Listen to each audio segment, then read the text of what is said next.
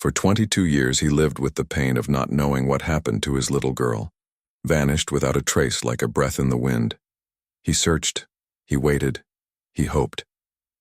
Then one ordinary evening, a knock at the door unraveled everything. The woman standing there wasn't just a stranger. She carried a secret that would rewrite the past and change his life forever. Before we begin this gripping tale of heartbreak, hope, and a reunion no one saw coming, tell me, where in the world are you watching from? Type it in the comments below. Let's start this journey together. Jack Turner remembered the sound of leaves rustling in the wind that morning, how the sun filtered gently through the maple trees lining his backyard in suburban Ohio. It was October 12th, 2003, a Sunday, and he could still recall the way Emily's laughter echoed off the fence as she chased their golden retriever Max across the lawn. She was 6 years old, all freckles and sunshine, with a pink ribbon tying back her messy curls and a scraped knee from yesterday's playground tumble.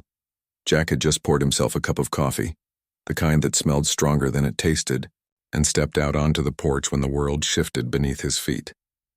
1 second she was there, giggling, spinning in circles with the dog, and the next, the yard was silent. Max stood at the fence, barking frantically at the woods beyond. Jack's stomach twisted as he called out to her, his voice cracking once, then twice, growing louder, more desperate. No answer. He sprinted to the edge of the trees, heart hammering, eyes scanning for any movement. But Emily was gone, just like that, as if the earth had opened up and swallowed her whole. He ran up and down the street yelling her name, knocking on neighbors' doors, pounding on them until his knuckles bled. Someone called the police. Within an hour, flashing red and blue, lights painted the neighborhood and officers cordoned off the area. A search party was formed. Dozens of volunteers combed the woods, calling her name into the darkness. Helicopters hovered overhead, and dogs sniffed through underbrush. But night fell, and still there was no sign of Emily. Jack sat on the porch steps, trembling, a blanket wrapped around his shoulders that someone had handed him, but he hadn't noticed. He didn't sleep that night. He didn't sleep for many nights after that. The days blurred into each other. The media showed up, reporters shouting questions and shoving microphones at his face. Jack pleaded with the public through news cameras. He held up her favorite stuffed animal, a threadbare bunny named Mr. Wiggles, and begged whoever had taken her to bring her home. Posters with Emily's photo blanketed telephone poles, grocery store windows, and gas stations for miles around. Police followed every lead, but nothing ever stuck. A woman at a rest stop claimed she saw a child with similar eyes. A trucker reported seeing a little girl in a pink coat on the interstate. A man called anonymously saying he had her and demanded ransom, but it turned out to be a cruel prank. Each tip burned through Jack's veins like wildfire, only to fizzle into ash. Weeks passed, then months. The local police assigned fewer officers to the case. Reporters stopped calling. Even the neighbors, kind at first, began to avoid his eyes at the mailbox. Jack couldn't understand how the world kept spinning, how people could drink coffee and talk about football when his daughter had vanished. He wandered through the house like a ghost. Every corner held a memory: Emily's drawing of a horse taped to the fridge, her tiny shoes by the door, a single Barbie on the couch where she last played. Her bedroom became a shrine. He couldn't bear to change a thing. The pink comforter, the glittery lamp.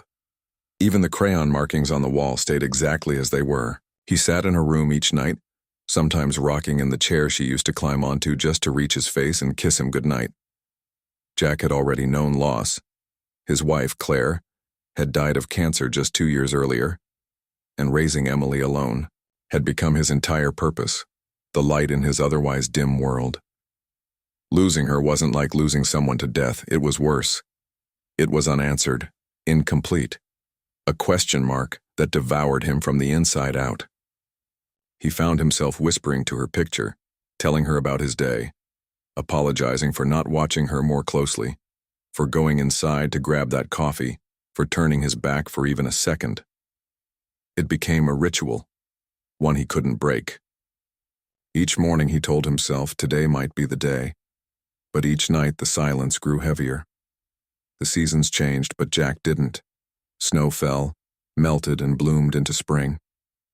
Emily's birthday came and went. He baked a cake anyway, bought a new toy each year and placed it on her bed. Eventually, the outside world gave up hope. People stopped asking. Only Jack didn't. He couldn't. Deep in his soul, a stubborn, flickering flame told him she was still alive somewhere somehow. He clung to it with the desperation of a drowning man, and for 22 long years, through every heartbreak and false lead, he waited. Until one day, long after the leaves had fallen and grown back 100 times over, a stranger knocked on his door. And in her eyes, Jack saw a spark of something familiar, something he hadn't seen in more than 2 decades, something that would unravel everything he thought he knew. But that moment was still to come. For now, he was still the father who never stopped hoping, the man whose world had changed with a single blink. In the weeks after Emily vanished, Jack Turner transformed from a man in mourning to a man on a mission. The police did what they could, but eventually their leads dried up, their visits less frequent, their calls more perfunctory. Jack noticed it in their eyes, that quiet resignation, that look of pity that told him they had already started to move on. But he hadn't. He couldn't. She was his daughter, and so long as her face lived in his memory, he would never stop searching. He sold his pickup truck, the one he had bought with pride just a year before, and used the money to hire his first private investigator. Then came the second, then the third. Some were honest, others opportunists, but all fed off his desperation. Each time, Jack gave everything he had, money, time, trust, only to be left empty-handed. He started tracking missing children's forums, calling hotlines, posting Emily's photo online every chance he got. Her image, that sweet little face with wide brown eyes and a slightly crooked smile, stared back at him from thousands of flyers and grainy website banners. He bought a map and pinned it to the wall in what used to be the dining room. Red thumbtacks dotted every city, every town, every rest stop where a sighting had been reported. Most turned out to be false. A girl with similar hair, a child crying at a gas station. One caller swore he'd seen Emily with a man in Kentucky. But when Jack drove overnight to get there, it was a different child entirely. Each lead took a piece of him, but still, he kept going. People whispered that he was obsessed, and maybe he was. He didn't go back to work. He couldn't. The idea of sitting in a cubicle pretending to care about quarterly reports felt absurd. What good was work if your child was out there, scared, alone, maybe wondering why her father hadn't come for her? Years passed, and Jack's house grew quieter. Dust settled in corners he no longer cleaned. He stopped opening mail. He ate whatever he could microwave. He lived in the echo of her absence. Friends, once so full of sympathy, started drifting away. They couldn't take the weight of his grief, the way his eyes lit up with every new rumor, only to go dark again. Holidays came and went. Halloween hurt the most. Emily had loved dressing up, and Jack still kept the tiny witch's costume she wore the last year she was with him. He kept it in a box beneath his bed, sealed tight, like it might preserve the little girl who once spun in circles and laughed until she fell over. Jack developed habits. Every morning he checked a list of news sources for unidentified children. Every night he reread the file he had assembled himself, photos, timelines, maps, receipts. He knew more about missing persons procedures than some rookie detectives. But beneath the obsession was pain. Deep, searing pain that burned every time he imagined her birthday, her first day of high school, her graduation, all stolen. And yet, no matter how long it had been, he still bought her a gift each year and wrapped it carefully. Dolls became books, books became journals, journals became keepsakes. He left them on her bed, unopened, a silent testament to the years they were losing. By the 10th year, the world had forgotten her. The posters were gone, the hotline disconnected. But Jack never stopped. He drove to remote towns, wandered through malls and amusement parks, scanned crowds hoping for a glimpse of familiar eyes. He memorized the faces of young women, always wondering if one of them might turn and say, "Dad?" He even started learning about facial age progression, studying how children change as they grow, how a 6-year-old becomes a teenager, then a woman. He fed her childhood photos into free software that promised to predict her adult face, printing the images and tacking them to his corkboard next to her original photo. He didn't know if any of it would work, but it gave him purpose. Kentir. His own father died. Jack didn't attend the funeral. He couldn't leave town, not when there was still a chance Emily might come back. It caused a rift with his sister, one that never fully healed. She told him once over the phone that he needed to let go. Jack hung up and didn't call her again. How could anyone ask a father to stop looking for his child? How could they not understand that letting go would be like killing what little hope he had left? By the 20th year, Jack had grown older, but not wiser. His beard had gone white. His back ached when he climbed stairs, but he was still waiting, still watching. Every day he sat by the window, sipping bitter coffee, staring down the street. And then on a Tuesday morning like any other, he heard a knock. 3 soft raps against the front door. Jack stood slowly, expecting a delivery man or someone selling roof repair. But when he opened it, the air shifted. There, standing on the porch, was a woman in her 20s, rain dripping from her coat, clutching a crumpled photograph in her hand. Her eyes met his, and something in his chest tightened. She looked uncertain, like someone stepping into a dream they weren't sure they belonged in. Her voice trembled when she spoke, barely above a whisper, but it cracked through time like a thunderclap. I think I might be your daughter. Jack stood frozen in the doorway, his hand still gripping the edge of the frame as if it were the only thing keeping him upright. The young woman standing before him looked nothing like the little girl he had lost, but something about her, in the slant of her eyes, the way her brow furrowed with nervous hesitation, stirred a memory deep inside his bones. Her hair was darker than Emily's had been, her face sharper with age, but there was a pull in his chest that made it impossible to look away. She held the photograph up between them like an offering. It was worn, creased from being folded too, many times, but Jack recognized it immediately. It was a photo of him and Emily sitting on the porch swing, her head resting on his shoulder, her smile wide and unbothered by the missing tooth she'd just lost that week. That photo had gone missing from Emily's room years ago, one of the few he'd never found again. His breath caught in his throat as he reached out and took it gently from her fingers. He didn't know what to say. The silence stretched between them, thick with 22 years of absence and longing. Her eyes brimmed with uncertainty as if she too wasn't sure what she had just stepped into. Finally, Jack found his voice, though it cracked like dry wood. What did you say? She looked down at the photograph, then back up at him, her voice still shaking. I think I'm Emily, she said again. I don't know for sure, but I think I am. Jack felt the world tilt slightly. His knees went weak and he had to grab the doorknob to steady himself. Come in, he said, his voice barely above a whisper. They sat across from each other in the dim light of the living room, both unsure how to bridge the years between them. The woman, Emily, wrapped her fingers tightly around a ceramic mug Jack had given her, though the tea inside had long since gone cold. She told him her name was Sarah, or at least that's what she had always gone by. She had no memories before. Age 7. Nothing. Just fragmented images like pieces of a dream. A red tricycle, the sound of a dog barking, the smell of pancakes. Her earliest full memories were of a house in Indiana, with a woman she called Mom, who wasn't kind and never let her ask questions. She'd always felt something wasn't right, but she hadn't known where to start looking. It wasn't until 2 months ago, after the woman died, that Sarah had found a box buried deep in a closet. Old clothes, a pink ribbon, and that photo. The one she was now sure wasn't from her life with that woman. And inside the box was a worn piece of paper with the name Jack Turner scrawled in faded blue ink. She searched for weeks. The internet helped, but it was slow work.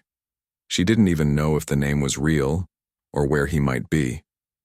But she followed every trail, no matter how faint, and it had led her here, to this tired man with kind eyes and a house that hadn't changed in 20 years. She asked him for details about Emily, what she liked, how she spoke, what made her laugh. Jack told her about her favorite bedtime stories, the way she'd always tap twice on the window before coming inside, how she hated green beans but pretended to eat them anyway by hiding them in her napkin. As he spoke, tears slid silently down her cheeks. "I don't remember any of that," she whispered, "but it feels like something I've been missing." Jack reached across the table and gently placed his hand over hers. "It's okay," he said. "Even if you don't remember, I do." He didn't want to believe it too quickly. After years of false leads and heartbreak, he knew better than to trust hope without proof. But this felt different. She didn't want money. She wasn't looking for attention. She came quietly, unsure and scared, with only a photo and a name. That night, after she went to sleep in the guest room, Jack sat in his chair and stared at the photo she had brought. He turned it over in his hands, remembering the day it was taken. Claire had snapped it with one of those disposable cameras, laughing as Emily squirmed in his lap, trying to wiggle away. He hadn't seen that photo in more than 20 years. And here it was, worn but intact, like a message sent through time. Something inside him, something deeper than logic or caution, began to stir. A whisper in his heart that said, "This is her. This is your girl." The next morning, Jack called the one person he still trusted, Maria Caldwell, a retired detective, who had worked Emily's case all those years ago and stayed in touch even after the department stopped looking. She was skeptical at first, but when Jack explained everything, her voice softened. "Jack," she said carefully, "we can do a DNA test. If she's really your daughter, we'll know soon." Jack hung up with trembling fingers. A test would give them an answer. But his heart already knew. He looked down the hallway where the door to Emily's old room was cracked open. She had gone in there the night before, slowly, reverently, as if stepping into a sacred space. He had heard her, crying softly inside. For Jack, the past wasn't a memory, it was a wound. But for the first time in decades, he dared to believe that healing might be possible. Because now the life he had lost wasn't just a ghost anymore. It was sitting under his roof, searching for the pieces of herself, and maybe, just maybe, they could find them together. The days that followed were a fragile balance between wonder and fear. Sarah stayed in the guest room but often wandered into Emily's old bedroom, touching the dusty shelves, running her fingers over the faded wallpaper Jack had never brought himself to replace. She was quiet most of the time, but when she spoke, it was with cautious curiosity, like someone walking barefoot across broken glass. Jack watched her closely, trying not to hope too loudly, afraid that if he pushed too hard, she might vanish, like smoke. But the moment that would change everything came one late afternoon when a small box arrived by courier. Inside it was the DNA kit, 2 sterile swabs, and a return envelope that Jack held like it might explode. They didn't speak much as they followed the instructions, each quietly aware that their entire lives might change based on what the contents of that envelope would reveal. When Sarah sealed it shut, her hands were trembling. "I want to believe it," she said softly, "but I've been lied to before." Jack nodded slowly. He knew what she meant, even if her past was still a blur of secrets. Over the next few days they waited, and in the waiting, they talked, awkwardly at first, then with growing warmth. Jack shared stories of Emily's childhood, how she used to sneak cookies before dinner, how she'd once dressed their dog in her Sunday dress, how she sang made-up songs about clouds and bugs and dreams. Sarah listened with a strange hunger in her eyes, not because she remembered any of it, but because each story felt like a puzzle piece sliding into place.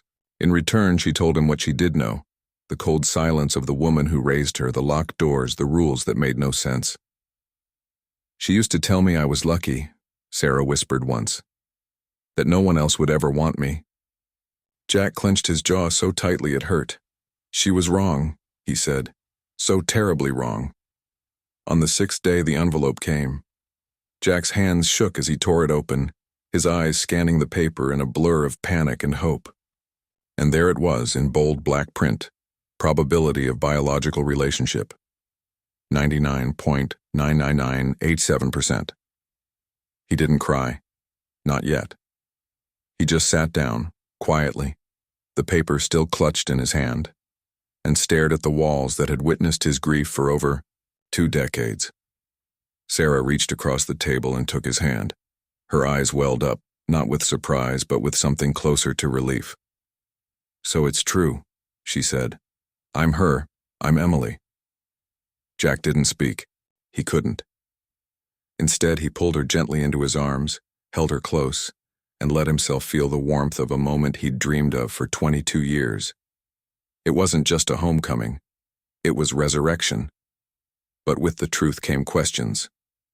Jack wanted answers, needed them like oxygen. Who had taken her? Why?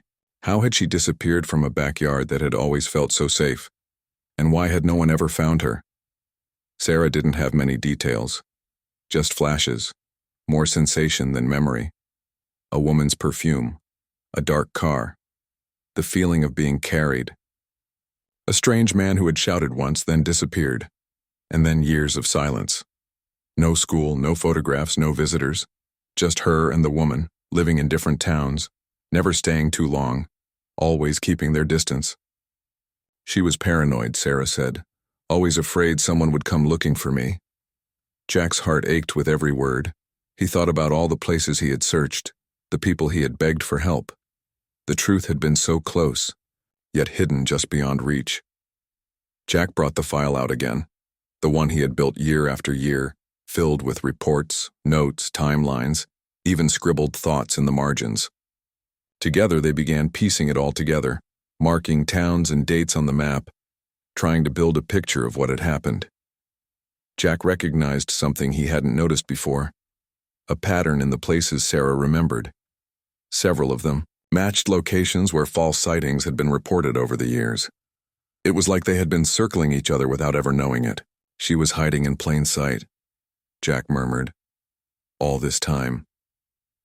But why? Why steal a child and keep her hidden from the world? The more they talked, the more another possibility crept into Jack's mind. A name he hadn't spoken aloud in years. Darlene Crowley, Claire's estranged cousin. She had been around once or twice when Emily was little, always a little off, too intense. After Claire's death, she had offered to help, though Jack had turned her down immediately. Something about her made his skin crawl. But she had vanished not long after Emily did. Jack had mentioned her to the police, but they'd found no leads. Now, listening to Sarah describe the woman who raised her, the reclusive habits, the bitterness, the way she always said real parents don't matter, a chill ran down his spine. Could it have been Darlene? Had she somehow taken Emily and fled? If so, why? Revenge? Madness? A twisted sense of love? That night, Jack didn't sleep. He sat by the window, watching the moonlight spill across the yard where Emily had last played. The truth had come back to him, yes, but it had brought shadows too. Long, lingering questions that needed answers. He looked down the hallway where Sarah slept and made a promise to himself. He had found her. Now he would find the truth, no matter how deep it was buried. Jack woke with a fire in his chest he hadn't felt in years. Not anger, not even fear, but a deep, restless drive to understand. It wasn't enough that Emily had come home. He had to know how she was lost in the first place. The facts had always eluded him, slipping through his fingers like smoke. But now, with Sarah, Emily, sitting just down the hall, the mystery that had haunted him for over 2 decades was no longer theoretical. It had a voice, a face, a heartbeat. And though her memories were vague and scattered, he believed that somewhere within her was a thread that, if pulled gently enough, would unravel everything. That morning, over coffee, Jack spread out the old file he'd guarded like a relic. Pages yellowed with age, notes scribbled in rushed handwriting, newspaper clippings, police sketches. All of it now came to life again. Sarah sat beside him, her brow furrowed as she read through the timeline of her own disappearance, stunned by how much had happened in her absence. Jack pointed to a police report from a neighbor who'd claimed to see a dark-colored sedan idling near the house on the day Emily vanished. The make and model were never confirmed, but the license plate was partially noted. 4B7, followed by 3 digits that had never been identified. "Do you remember anything like that?" he asked. Sarah shook her head slowly, but her fingers tightened around the paper. "She used to drive an old brown Buick," she said quietly. "The back seat had this rip in the leather. I used to hide things in it." Jack's breath caught. That detail, so small, so specific, matched a description from a tip called in 2 years after Emily vanished. At the time, the lead had gone nowhere, dismissed as unrelated, but now it shimmered with new relevance. "That's it," he said. "That's the same car." They kept digging. Jack unfolded a faded map and marked the towns Sarah recalled living in: Evansville, Bloomington, Elkhart. Each location fit within the broader geography of the original investigation. As Sarah listed the schools she vaguely remembered, or the parks they'd visited, Jack began cross-referencing missing persons reports, old surveillance records, even church registries. What emerged was a pattern. Each town they had lived in corresponded to a place where Darlene Crowley had once resided. "I think she kept moving to avoid being recognized," Jack muttered. "She knew someone would eventually come looking." Sarah looked down at her hands. "But no one ever did," she said, her voice barely audible. "I always thought it was because I wasn't worth finding." Jack leaned over and placed his hand on hers, steady and firm. "That was never true. I never stopped looking. Never." Later, that afternoon, Jack reached out to Maria Caldwell again. She arrived the next morning, older and grayer than when he'd last seen her in person, but sharp-eyed and focused.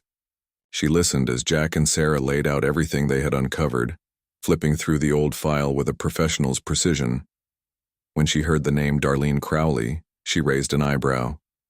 That name did come up, but there was no evidence tying her to anything. We assumed it was a dead end. Jack shook his head. It wasn't. Maria stayed for hours, going through each detail, making notes in a new notepad she brought with her. "I'm retired," she said, "but I still have friends in the department. I'll run this through unofficial channels, see if anything shakes loose." That night, Jack and Sarah sat on the porch swing, the same one from the photo, the wood creaking under their weight. Fireflies blinked in the dark, and somewhere nearby, a dog barked once, then fell silent. "I always imagined this porch," Sarah said, looking out into the night. "I used to dream about a swing. I thought I made it up." Jack's throat tightened. "You didn't," he said. "You were remembering." She turned toward him, her face lit only by the dim porch light. "It's strange. The more I'm here, the more things come back. Not big things, just feelings. Like I know this place, even if I don't know why." He smiled gently. "That's enough for now." As the days passed, Maria called with updates. She'd managed to track down a storage unit rented under one of Darlene's old aliases, still registered in a town just 50 miles away. The three of them drove there together, Jack's knuckles white against the steering wheel. The unit was dusty and cold, filled with old furniture, bins of clothes, and boxes labeled with years. Maria opened one and pulled out documents, medical, records, school papers, even drawings signed Emily in a child's hand. Jack felt the ground sway beneath him. Sarah stood beside him, staring at a drawing of a house with a swing and 2 people holding hands. "I think I made this," she whispered. It was undeniable now.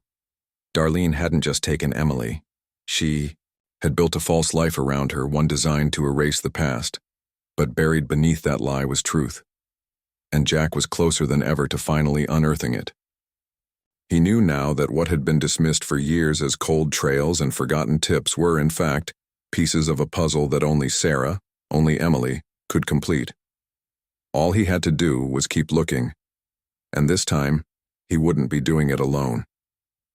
The name Darlene Crowley had haunted the edges of Jack's mind for years, a shadowy presence he had once dismissed as irrelevant. But now, that name rang like a siren in his ears, louder with every detail Sarah recalled and every thread Maria Caldwell unearthed.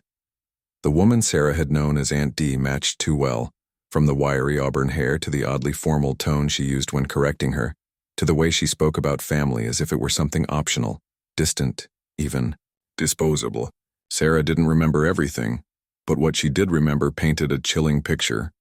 A woman cold and methodical, paranoid and controlling, who always seemed to be one step ahead of anyone who might question their existence.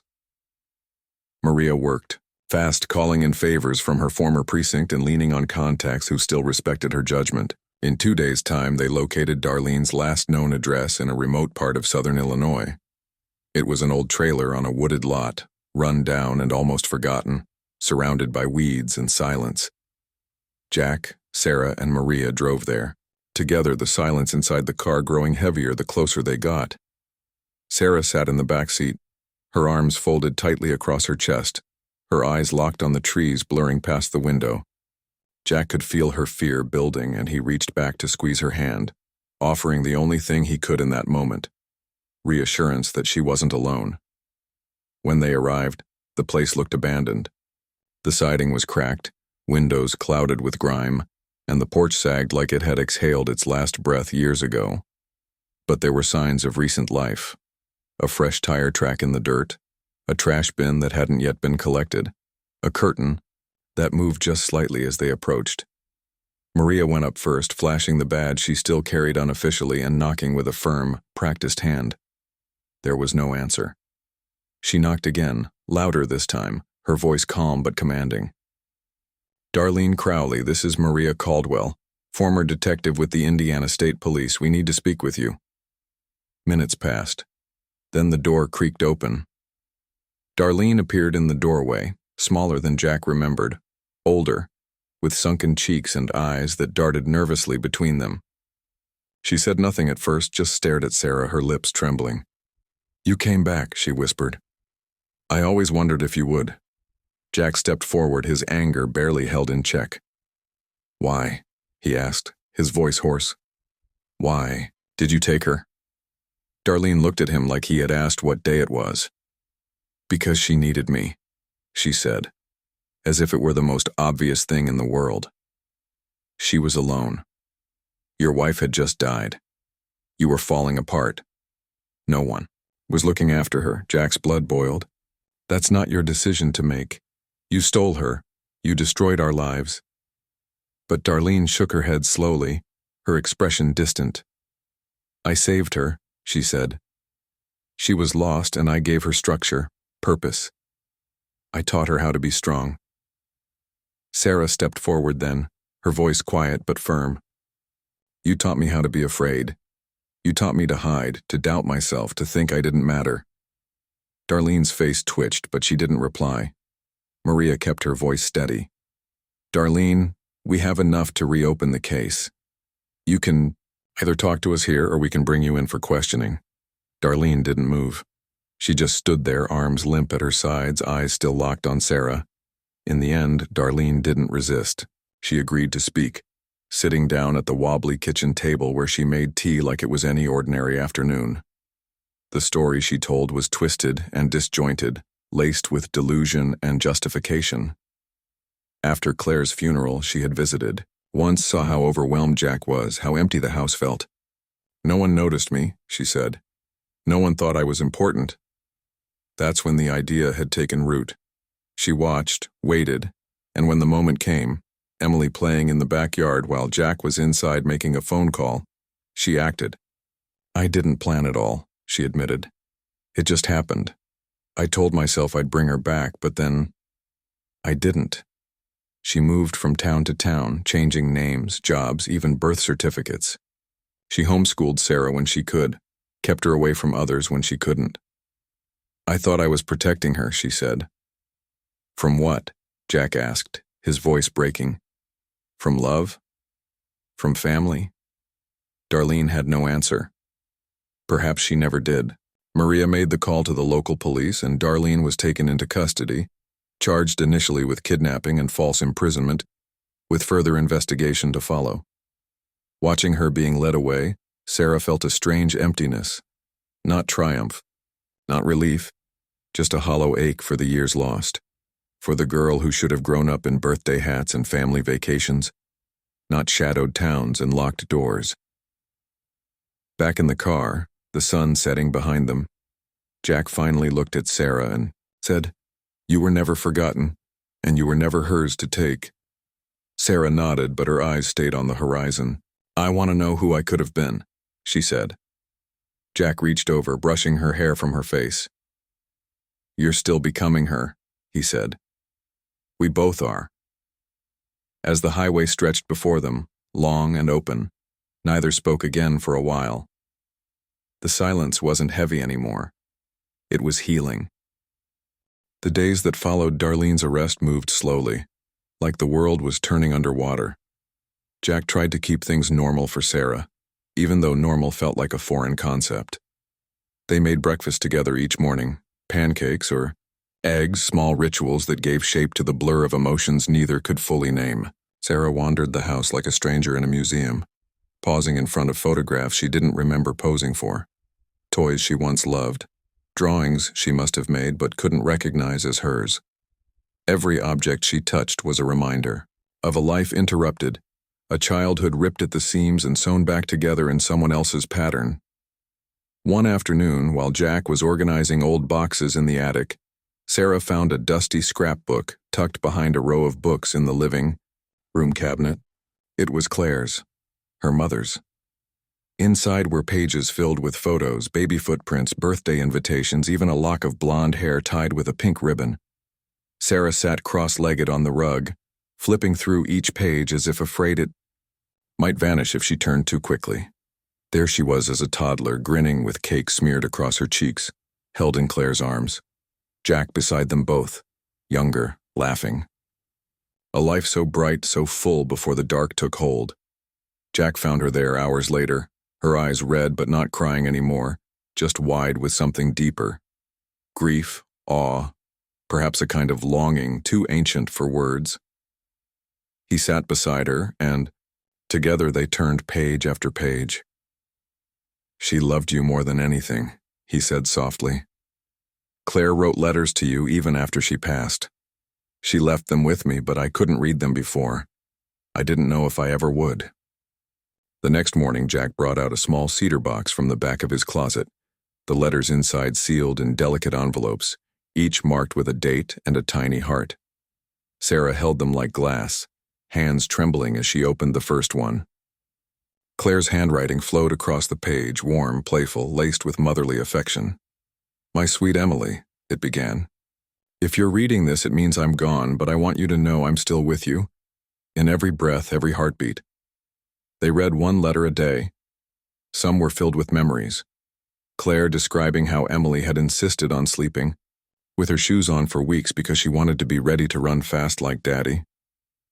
Others were more like hopes written into the wind, wishes for the woman Emily would become, the strength she hoped her daughter would carry, the kindness she believed would grow inside her like a flame passed from hand to hand. Sarah cried sometimes, but not out of pain. It was more like rediscovering a song she thought she'd only imagined, a melody she had once known by heart but had long forgotten the words to. Outside the house, the world began to stir. News stations picked up the story, calling it the Return of Emily Harper, splashing photos across their screens, some from Jack's original missing posters, others newly taken with Sarah looking shy and uncertain under camera flashes. Strangers sent letters, flowers, even toys, most addressed to Emily, some to Jack, thanking him for his faith in his fight. But not all attention was welcome. Paparazzi parked across the street. Reporters knocked on doors. Sarah grew anxious, her hand hovering near curtains whenever footsteps echoed outside. "It's too much," she whispered one night. "I don't want to be a headline, I just want to be real." Jack understood. He spoke with Maria, who arranged for a counselor, Dr. Marla Keegan, a gentle-voiced trauma specialist who had worked with recovered children before. Sarah didn't speak much in the first session, but she kept going. And slowly, words returned like birds to a thawing branch. She spoke about the places she'd lived with Darlene. Always near highways, always in houses that felt borrowed, always with a suitcase packed just in case. She remembered Darlene's rules. Never use your real name. Never talk about your dreams. Never trust people who smile too much. She made me think the world would eat me alive, Sarah said. And now that I'm back, I don't know where. I fit. Jack listened through the wall some days, heart aching, hands clenched, but he didn't interfere. He let her speak, let her feel, let her unravel at her own pace. One night, after a particularly quiet dinner, Sarah stood by the hallway and looked up at him.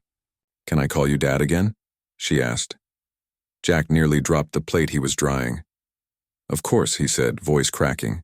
"You never stopped being my daughter." That night, in the quiet, with the wind brushing past the windows and the old swing creaking slightly on the porch, Sarah stood at the mirror in her childhood room. She touched her face, traced the outline of a girl both familiar and foreign, and whispered to her reflection, "You're home." It wasn't a full recovery, not yet, but it was a beginning. And in that house filled with old love and new hope, something broken had started to mend, not perfectly, not all at once, but truthfully. There was something strange about the way memories returned, not like a flood, but like soft drips from a leaky faucet, each one echoing louder in the silence of Sarah's mind. Some came as dreams, half-formed and floating, others as sudden, smells or sounds that pulled her into a place she hadn't visited in over 2 decades. It started one morning when she was folding laundry and caught the scent of lavender on one of Jack's old t-shirts, the same scent her mother used to spray on Sarah's pillows at bedtime. She pressed the shirt to her face, and for a moment, was back in that warm little room with pink wallpaper, fairy lights hanging above the headboard, and Claire humming a lullaby while brushing her hair. Her chest tightened, not from pain but from the gentle ache of recognition, like finding a familiar melody in a song long forgotten. Later that day, Jack was rummaging through the attic again when he found something else, a box labeled Emily's Art Projects. Inside were paper collages, scribbled drawings, painted popsicle stick frames, each one dated and labeled in Claire's handwriting. Sarah sat on the living room floor with the box spread out in front of her like a time capsule, cracked open, and her fingers traced the edges of drawings she didn't consciously remember making but somehow knew were hers. As she picked up a watercolor of a house with a swing set out front and a red dog with one floppy ear, something clicked. "Red," she whispered, eyes widening. "We had a dog. His name was Red." Jack looked up from his seat, stunned. "Yes," he said softly. "You were inseparable. You used to feed him cereal under the table." And just like that, more fragments started coming. Red chasing her through the backyard, licking her face until she squealed. Claire dancing with her in the kitchen to old country songs. The feel of Jack's beard scratching her cheek when he kissed her goodnight. They came slowly, sometimes triggered by objects, sometimes by smells or sounds. At times, the memories brought laughter. Other times, they brought tears. But each one made Sarah feel more rooted, more real, as if her past had been scattered in puzzle pieces and now someone had finally laid out the border, letting her fill in the rest. One afternoon, she sat in her old room, now cleaned up and freshly painted, and stared at the walls, trying to remember the exact placement of everything. She could almost hear her younger self singing to her stuffed animals, lining them up for imaginary tea parties. But then, in the middle of that gentle memory came a darker one. A small room with peeling wallpaper, a single bulb hanging from the ceiling, and Darlene's voice saying, "People forget. They forget because it's safer that way." Sarah jolted upright, her breath short. The memory wasn't from this house. It was from one of the places they'd lived where Darlene had locked her in for talking too much to a neighbor boy. Sarah hadn't thought of that in years, maybe ever. She realized now how much she'd buried. That evening, she told Jack about it.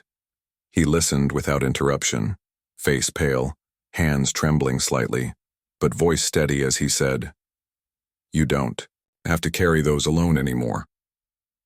They sat on the porch under a sky full of stars, and Sarah asked questions about her mother, questions she was finally ready to hear the answers to. What Claire was like when she was angry, what her laugh sounded like, what songs she liked to hum when doing dishes. Jack answered every one, his voice painting pictures of a woman who had once been the heart of their home. a woman who had lived with fierce love and quiet strength. She'd be proud of you, he said. Even through all of this, she'd look at you and see her daughter shining through.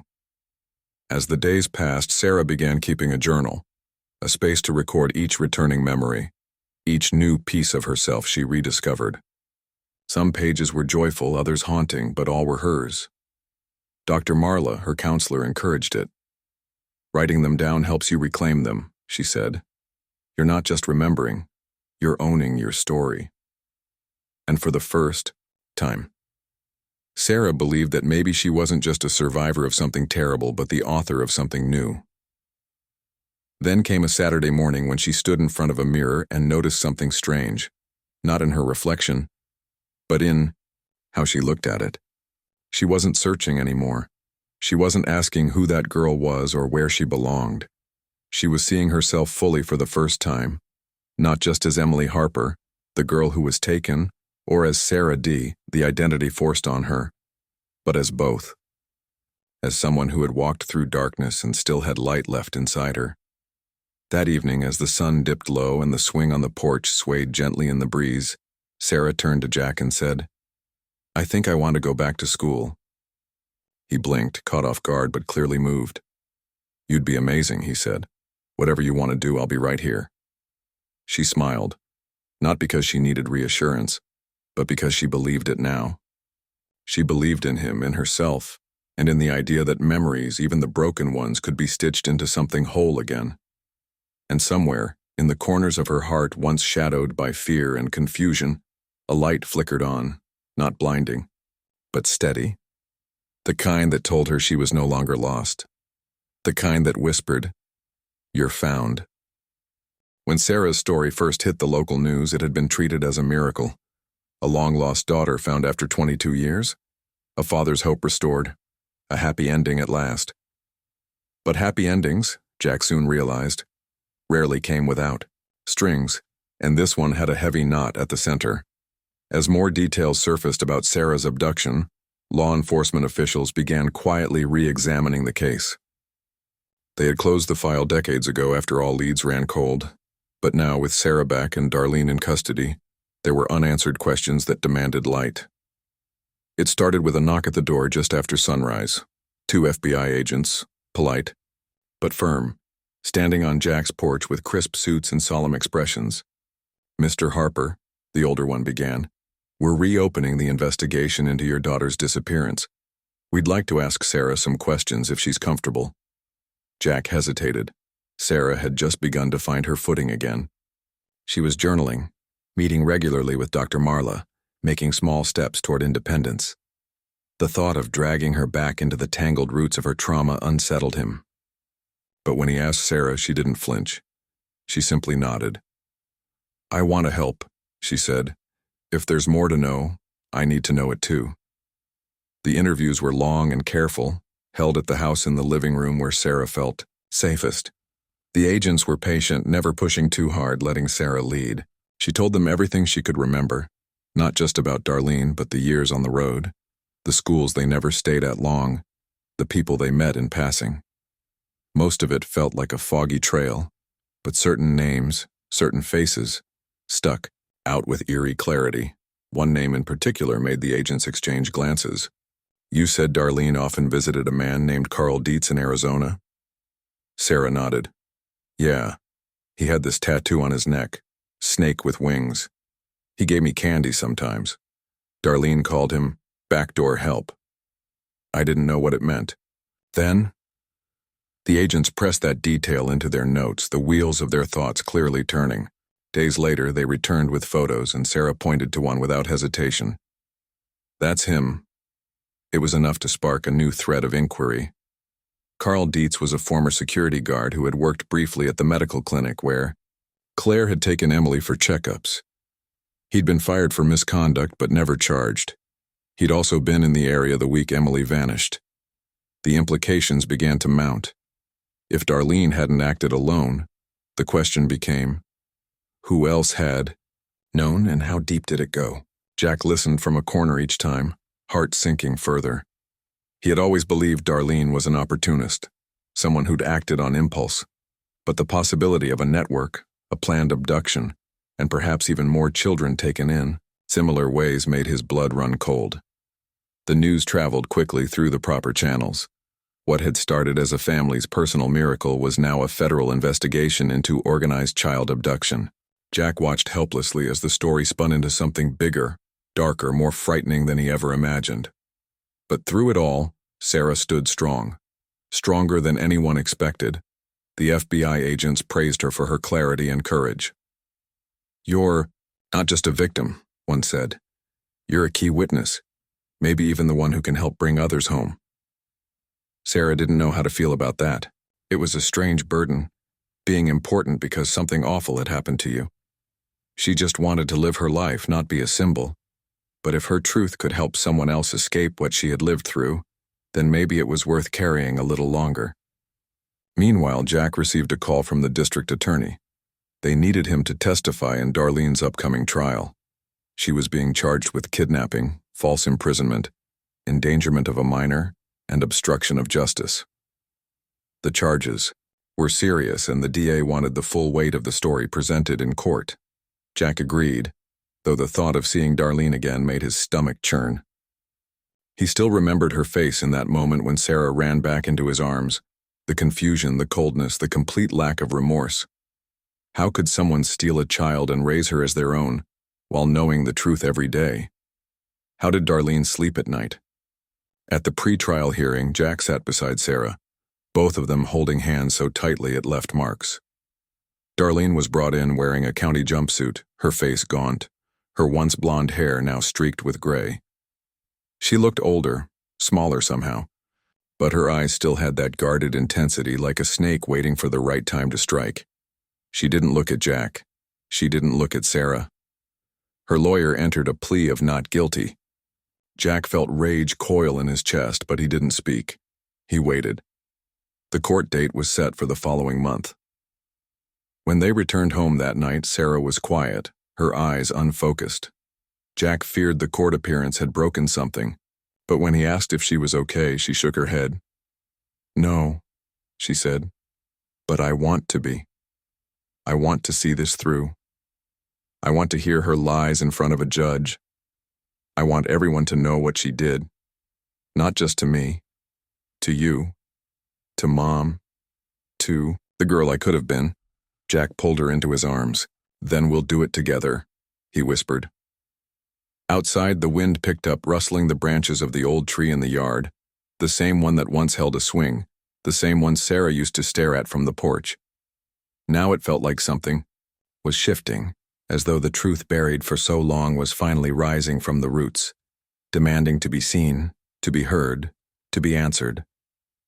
And this time, no one would look away. The courtroom smelled faintly of old wood and coffee, as if years of waiting and worry had soaked into the floorboards themselves. Jack Harper had never been inside one before, not like this, and the weight of justice now pressed down on his shoulders heavier than he'd imagined. Sarah sat beside him, hands folded tightly in her lap, dressed in a simple navy blouse and jeans. She didn't want to look like a victim. She wanted to look like herself. Across the aisle sat Darlene, her face unreadable, eyes hollow but alert, like a woman who knew the walls were finally closing in, but still thought she might find a crack to slip through. Her public defender adjusted papers and whispered in her ear, but she didn't respond. The bailiff called the room to order, and the trial officially began. The prosecution opened with a timeline: Emily Harper's disappearance in 2003, the massive search that had come up empty, the heartbreak of a family torn apart, and then 2 decades later, the knock at Jack's door that had shattered everything they thought they knew. They painted Darlene as manipulative, methodical, and cold-hearted, someone who had not only kidnapped a child but maintained a calculated illusion of motherhood for over 20 years. The defense countered with an emotional plea, arguing that Darlene had raised Sarah with care, that the abduction, while undeniably wrong, had stemmed from a place of desperation and trauma. They hinted at mental illness, painted her as a woman, broken by loss, someone who had perhaps believed she was saving a child, not stealing one. But no matter how soft the words, they couldn't erase the truth. Sarah was called to the stand on the second day. Jack's heart pounded as she stood and walked across the courtroom, her spine straight, despite the tremble in her hands. The oath felt like a sacred ritual. She glanced once at Darlene, then fixed her gaze forward. Her voice, though soft, rang clear.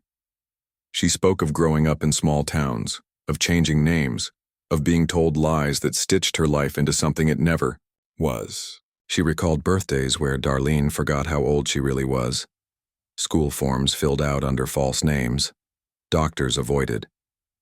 She remembered the ache of not belonging, though she never had the words for it then. But the worst, she said, wasn't the lies.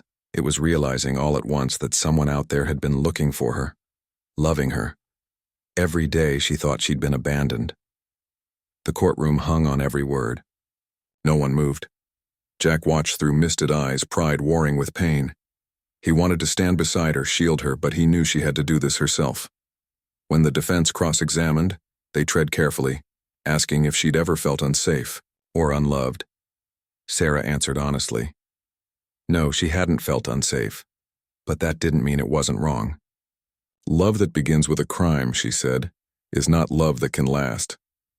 Darlene flinched at that. It was the first visible crack in her mask. Jack saw it, and for a fleeting second he wondered what Darlene was truly thinking. Regret? Anger? Or just the sinking knowledge that the story she'd spun for over 2 decades was unraveling, thread by thread in front of strangers who now held her fate. Jack took the stand the following day. His voice was steadier than he expected.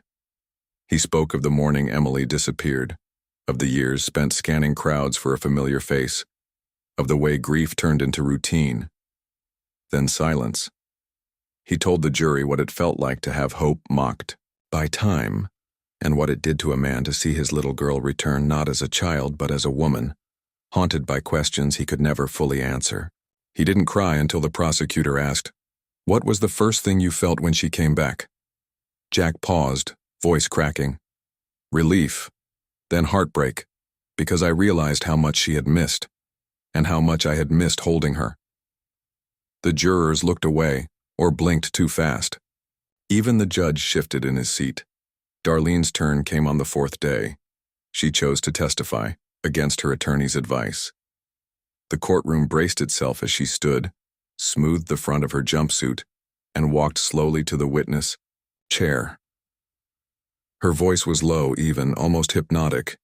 She spoke of losing a child of her own years before, of spiraling into grief, of seeing Emily, Sarah, at the park that fateful day and feeling something snap into place. I thought, she said, that God had given me another chance. There were gasps. Jack clenched his fists. Sarah didn't blink. I didn't mean to hurt anyone, Darlene continued. I gave her a home. I loved her. She was my daughter, in every way that mattered. But that was the problem, Jack thought. She wasn't yours. The prosecutor dismantled Darlene's testimony, point by point, showing how calculated each step had been. Moving towns, falsifying records, avoiding connections. This wasn't the work of a grieving woman acting on impulse. This was sustained deception. And at its core, a stolen life. By the end of the week, the courtroom had changed. The air was heavier, the silence thicker. Each day felt like peeling another layer from a wound still raw. But there was also a strange kind of healing in it. Truth, once spoken out loud, began to stitch the broken pieces together in a way that silence never could. As the lawyers prepared closing arguments, Jack and Sarah sat on the courthouse steps beneath the weak afternoon sun. She leaned her head on his shoulder, and for the first time in weeks they didn't need to speak. The trial was nearly over. But what came next? Real healing, real forgiveness, the rebuilding of a life from splinters, that part was just beginning. And this time, they would face it not alone, not apart, but side by side, father and daughter united by truth at last. The verdict was still days away, but even as the courtroom lights dimmed for the weekend recess, Jack knew the real unraveling had already begun. Truth, once cracked open, had a way of spilling everywhere, and now it stained the corners of every memory, every conversation. He and Sarah had started speaking about things neither had dared bring up in those early days after she returned. Things like dreams she'd buried because Darlene never encouraged them, or moments Jack missed that could never be replayed. The bond between them was growing, slowly but surely, but it wasn't easy. Healing, Jack had come to realize, wasn't a straight road. It bent and wove through painful truths and silent regrets. At home, Jack pulled out the dusty boxes that had sat untouched in the attic for over 2 decades. Emily's childhood room had long been converted into storage, and for years he couldn't bear to disturb it. But now, with Sarah sleeping under his roof again, he wanted to show her pieces of her old life, if only to prove it had existed. He brought down photo albums, drawings from preschool, a lock of hair from her first haircut. Sarah sat cross-legged on the living room floor as he laid everything out. She picked up a crayon drawing of a stick figure family, Jack, her mother, and her, smiling with triangle dresses and sunbursts in the corner. She blinked hard, trying to picture herself with the same certainty, but the memory wouldn't come. "It's strange," she said. "It's like looking at someone else's story, but knowing it was supposed to be mine." Jack didn't know how to respond, so he sat beside her, and together, in silence, they kept turning pages.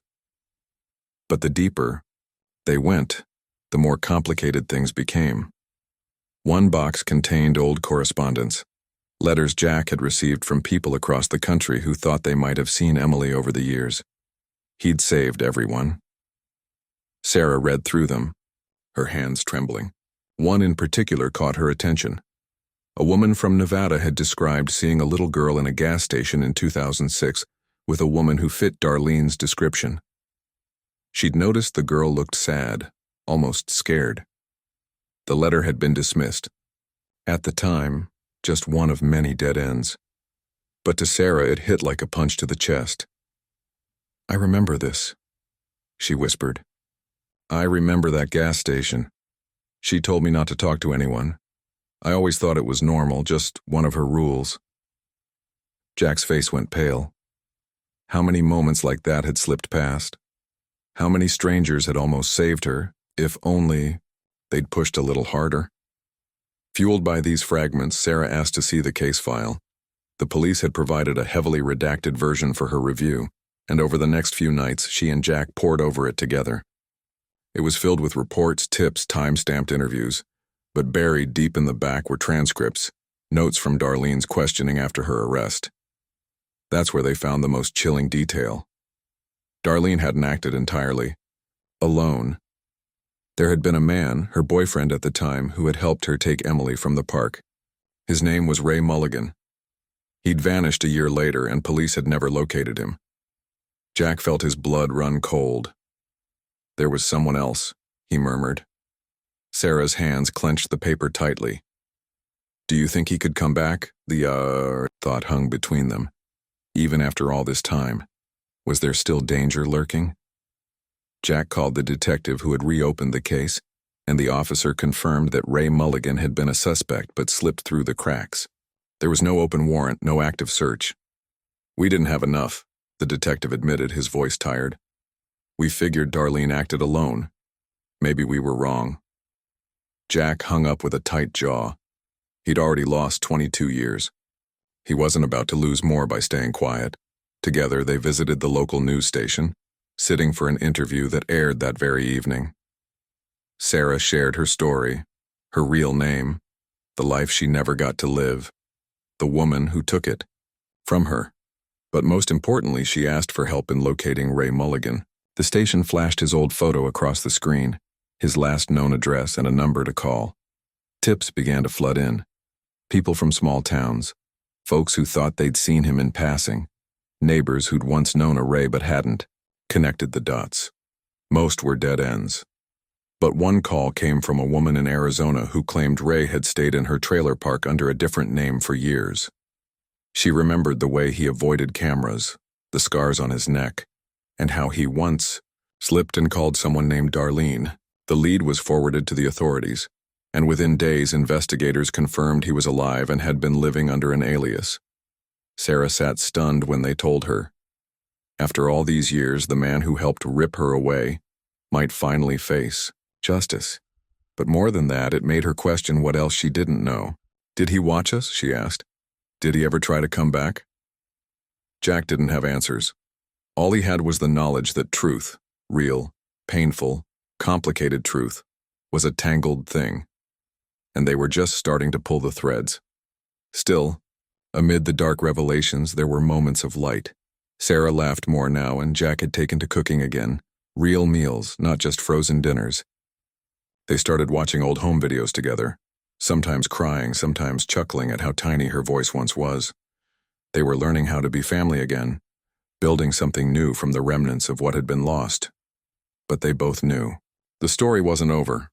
Not yet. The web was still untangling, and they were still holding their breath, waiting to see what the next unraveling thread might reveal. The courthouse felt colder that morning, as though the walls themselves understood the weight of the day. Jack sat at the edge of the bench, Sarah beside him, both of them rigid with the kind of anticipation that grows heavy in the bones. The trial had lasted 2 grueling weeks, filled with witness testimonies, legal jargon, and moments when Sarah had to relive memories she'd spent years trying to suppress.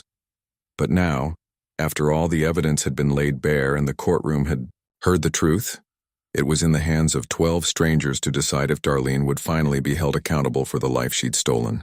The air was thick with tension as the bailiff entered, announcing that the jury had reached a verdict. People in the gallery sat up straighter, whispering ceased, and even the judge adjusted his robe with somber reverence. Sarah's hand found Jack's, trembling slightly, and though he couldn't offer her certainty, he gave her the quiet squeeze of solidarity. The forewoman stood, her voice steady as she read the verdict. Guilty on all counts. Kidnapping, endangering the welfare of a child, fraud. Each word struck like a bell, sharp and final. Jack exhaled, a breath he didn't realize he'd been holding since the moment Sarah had knocked on his door. Sarah's face didn't change, immediately. She sat still, absorbing the words, her eyes blinking once, twice, as if trying to determine if this was truly happening. But then, a tear slid down her cheek, followed by another, not of sadness, but of something deeper, release. Darlene, who sat just feet away, showed no emotion. Her eyes stared forward, lips pressed in a tight line as if defiance could shield her from the judgment she could no longer escape. But no matter how still she sat, the sentence had already begun to echo into the life she'd tried to control for so long. The judge, with a voice both heavy and calm, commended Sarah for her courage and resilience. He spoke not just as a figure of law, but as a father himself, clearly moved by what he had witnessed. "It is a rare day," he said, "when justice walks into this room so many years delayed and still finds its rightful place. Miss Emily Langford, or should I say Sarah, welcome back to your truth." Those words stayed with Jack long after they left the courtroom. They rode in silence most of the way home, the city outside their windows blurring past as if the world had spun just a bit faster that day. When they reached the house, Sarah lingered in the car a moment longer, staring at the porch where she had stood weeks ago, unsure of who she was, where she belonged, or whether the man on the other side of the door would even believe her story. Now, she stepped onto it not as a stranger, but as a daughter returning from the shadows of stolen time. That night, Jack cooked her favorite meal from his memory, spaghetti with too much garlic and a side of buttery bread, the way she'd liked it when she was small. They sat at the table like they had 22 years ago, but with the weight of everything they had survived between them. And though it was not perfect, there was peace in the imperfection, a quiet understanding that love, once fractured, could be mended if both hearts were willing to work the thread. Days passed, then weeks, and slowly, the rhythms of life began to find them again. Sarah started therapy, not just to process the trauma, but to rebuild her identity. Jack attended some of the sessions too, learning how to support her, how to let her speak without interrupting, how to accept the truths that were difficult to hear. They walked together most mornings now, early, before the town stirred. It became their ritual, steps in sync, breath steady, conversations light some days and heavy on others. They spoke of the past, yes, but also of the future. College courses Sarah wanted to take, possibly working with organizations that helped missing children, even dreams of writing a book one day. One afternoon, a letter arrived in the mail. It was from Darlene, sent from the women's prison where she would spend the next 30 years. Jack opened it with hesitation, uncertain if Sarah should see it, but ultimately he handed it to her, trusting her choice. She read it silently, her eyes scanning the page with an unreadable expression. It wasn't an apology. Darlene never once said, "I'm sorry," but rather a list of justifications, attempts to explain how she had convinced herself that what she did was out of love. When Sarah finished, she folded the letter carefully and placed it in the trash. "She doesn't get to define this," she said simply. "Not anymore." Jack felt a swell of pride, mixed with sorrow for the years that had shaped her into someone who had to be so strong. The community, too, had responded with warmth. Neighbors dropped off casseroles. Old family friends came by with scrapbooks, and strangers sent letters. People who'd followed the story, who'd prayed for her as a child and rejoiced now that she had returned.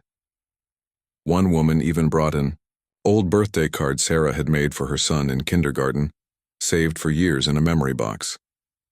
Sarah marveled at the connections. The threads she hadn't known still tied her to this place.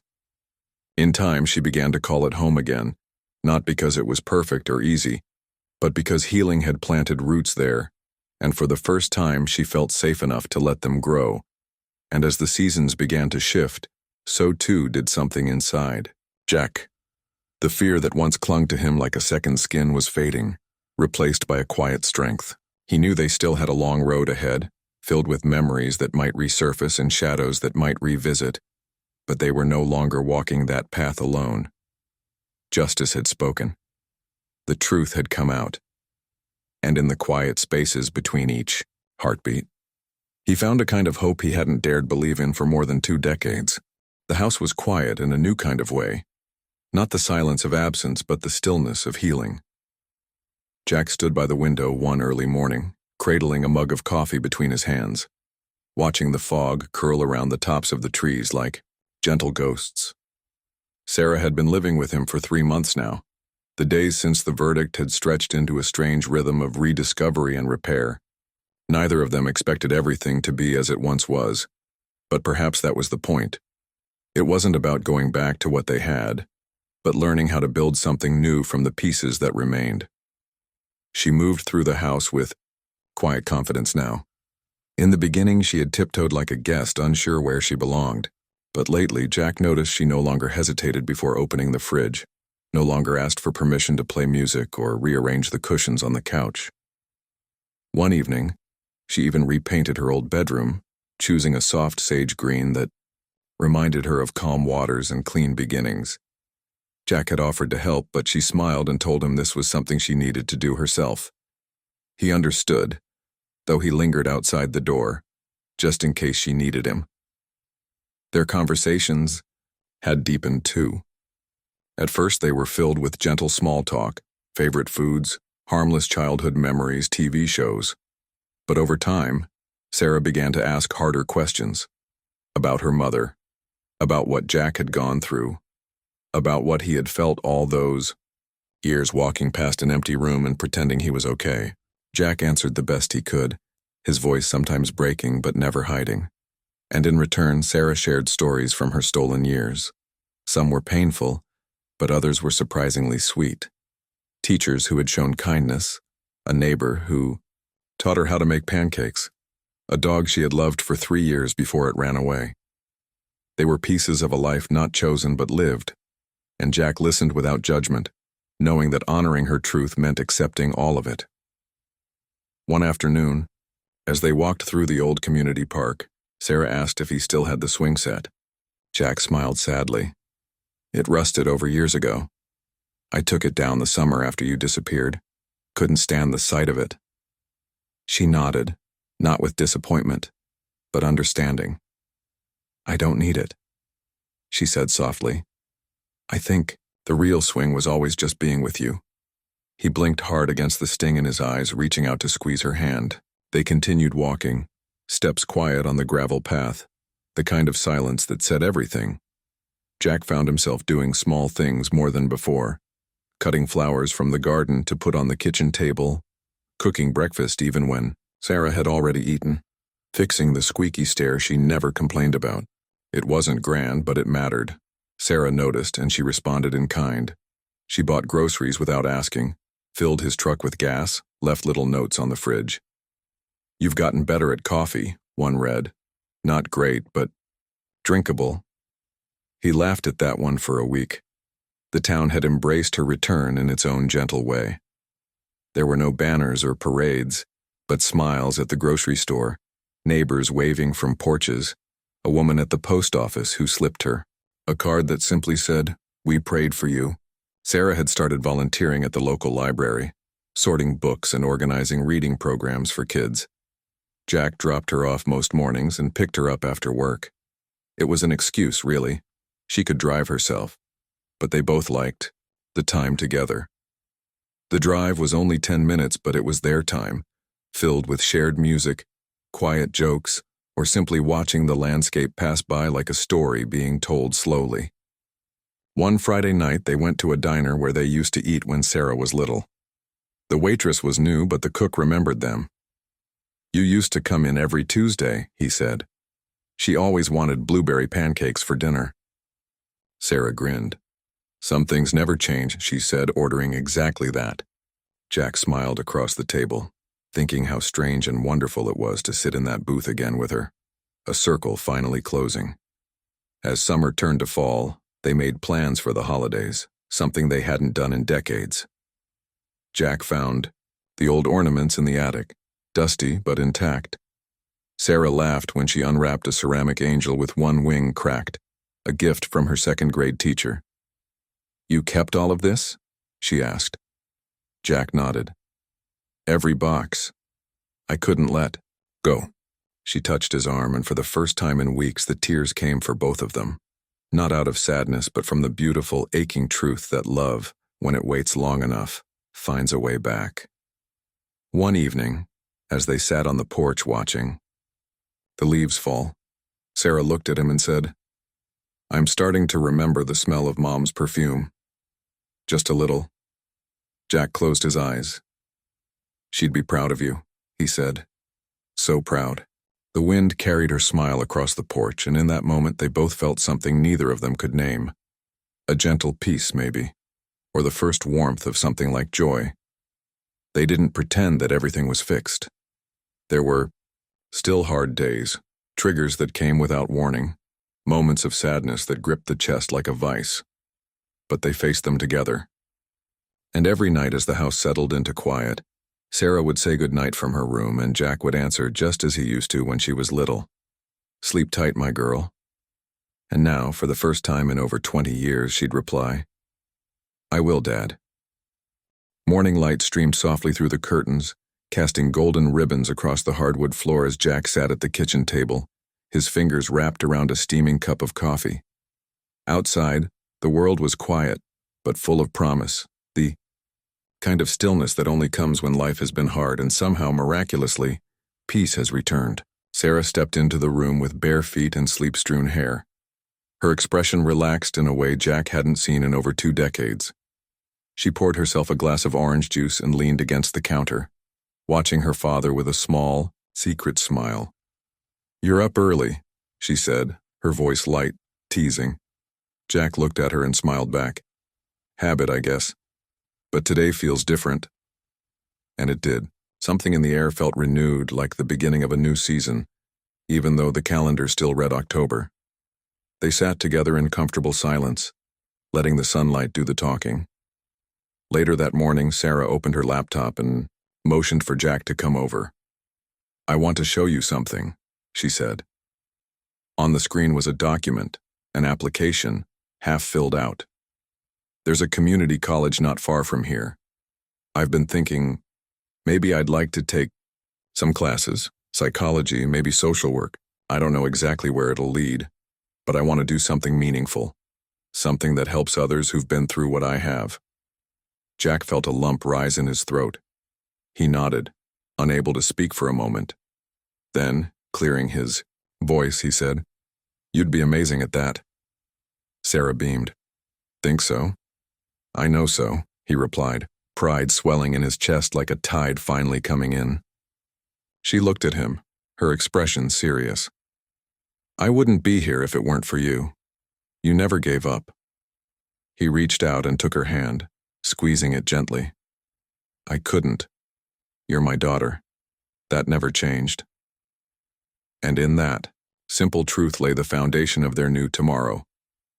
Word began to spread around town, not just that Sarah had returned, but that she was healing, growing, giving back. People who once avoided Jack out of awkward pity now stopped him on the street to say how happy they were, how proud they felt. Sarah started speaking at small community gatherings, sharing pieces of her story not for sympathy, but to raise awareness, to give hope. Her voice, once silenced by fear and captivity, now became a steady and powerful instrument. At one meeting, she told a group of foster parents, even if a child seems distant, lost, never stop reminding them they are loved. That memory, that hope, it stays alive somewhere inside. I'm living proof. Jack watched her blossom, cautiously at first, like a flower unsure if the frost had truly passed. But with time, her confidence grew. She made friends, reconnected with people she'd known as a child, and built new routines that slowly, steadily became a life. They cooked dinner together most nights, sometimes burning things and laughing about it, other times getting it just right. On Sundays, they went to the farmer's market and argued over tomatoes. Jack bought her a bicycle for her birthday, and she rode it like she'd never forgotten how. She even convinced him to join a yoga class, though he groaned through every pose. It's good for your back, she insisted. It's good for humiliation, he grumbled, making her laugh until tears ran down her cheeks. One crisp afternoon, they visited the cemetery together. Jack hadn't been back in years. Sarah held his hand as they approached her mother's grave. There were fresh flowers already there. Someone else had remembered. Sarah knelt down and ran her fingers gently across the engraved name. Hi, Mom, she whispered. Jack stood quietly beside her, letting the wind move through his hair. I hope you see us, Sarah said aloud. I hope you know we're okay. Jack finally knelt beside her, his hand still warm in hers. She always believed in happy endings, he said. Sarah nodded, smiling through her tears. Then we'll give her one. That evening, Jack found an old photo album tucked away, in a trunk. Dust clung to the corners, but the pictures inside were bright with memory. Sarah sat beside him on the couch as they turned each page slowly. There she was, 5 years old, in a Halloween costume too big for her tiny frame. There was her mother laughing in a sun hat, arms wrapped around them both. Jack's voice caught more than once, and Sarah gently rested her head on his shoulder. I remember some of these, she said, and the rest, I think I can feel them. Jack kissed the top of her head. That's enough. That's everything. Winter came early that year, but their home was warm, full of light and laughter and the quiet joy of two people who had found each other again. On Christmas Eve, Jack gave her a small box. Inside was a necklace, nothing fancy, just a silver pendant shaped like a tiny tree. It's a symbol of roots, he explained, and of growing again, even after the storm. Sarah put it on, immediately. Then it's perfect, she whispered. They stood at the window that night watching snow begin to fall. The town was still and silent under the moon, but inside the house, there was music, warmth, and love. Jack reached over and turned off the lamp. Tomorrow's a new day, he said. Sarah leaned against him, and we'll face it together. In the quiet that followed, there were no more missing pieces, only two hearts learning, day by day, how to beat again in harmony. And in that gentle, unfolding peace, a family was no longer broken. It was whole, reborn in truth, in time, in love. And so this unforgettable journey comes to an end, not with sorrow, but with a quiet, lasting hope. A father's unwavering love, a daughter's courage to heal, and the powerful reminder that even after the longest storms, the heart can still find its way home. If this story touched you, stayed with you, or reminded you of someone you love, then its purpose has been fulfilled. Thank you truly for spending your time with us, for listening with your heart, and for letting this story unfold in your world. Your presence means more than words can say. If you enjoyed this video, please consider subscribing to the channel, liking the video, and leaving a comment to share your thoughts, or even your own story. We'd love to hear from you. Your support helps us keep telling meaningful stories that resonate, inspire, and bring people together. Until next time, take care of yourself and those you love. See you in the next story.